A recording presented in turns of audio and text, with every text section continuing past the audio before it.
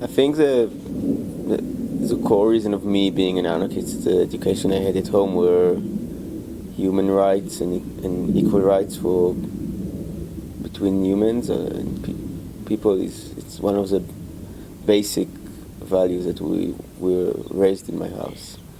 And my father left South Africa because of apartheid. My parents were involved in a lot of left organizations in Israel for many years, and I think I shaped my views. I think for many years, after being an anarchist, only in specifically I started to call myself an anarchist, but looking backwards, retroactive, I can see that a lot of my values were anarchist values of equality and justice before nations and flags and anything that is very often in Israel is a nationality aspect. So it was, I was, not always, but at least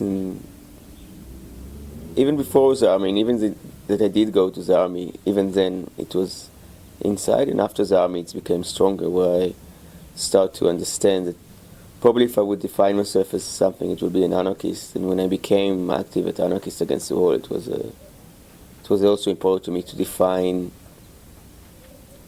in a public way that I'm an anarchist, just because how anarchists in the world, or at least in Israel, are being portrayed. So I define myself as an anarchist.